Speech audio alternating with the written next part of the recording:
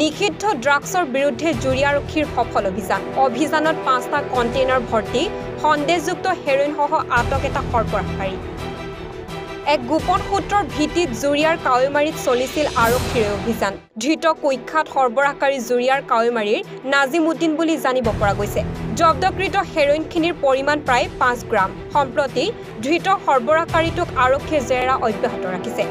জুৰিয়াৰ পৰা আজমল হুছেইনৰ ৰিপৰ্ট এনিভাৰো 24 নমস্কাৰ মই অজয় ফুকন আৰু এইখিনিতে সমূহ এনি ভাৰত চেনেলটোৰ যিসকল কৰ্মকৰ্তা আছে সকলোৰে মোৰ ফালৰ পৰা শুভেচ্ছা জ্ঞাপন কৰিছোঁ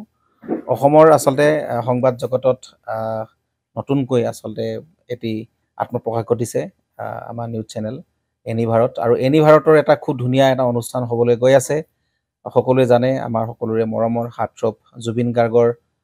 গানে কি আনে আসলতে জুবিনদাৰ সেই গীতৰ আধাৰত আমাৰ হিৰুদাই লিখা সেই গীতটি গানে কি আনে এই গানে কি আনে নামৰ এটি তেওঁলোকে সাংগীতিক ৰিয়েলিটি শ্ব' কৰিবলৈ গৈ আছে আৰু 15 আগষ্টৰ পৰা গোটেই আৰম্ভ হ'ব প্ৰথম অডিশ্যন অসমৰ ধেমাজি জিলাত আৰম্ভ কৰিব গতিকে সমূহ যিসকল প্ৰতিভা আছে যিসকলে গান ভাল পায় যিসকলে তেওঁলোকৰ নিজৰ প্ৰতিভা আসলতে দেখুৱাব বিচাৰে এই ৰিয়েলিটি শ্ব'ত গানে কি আনে এই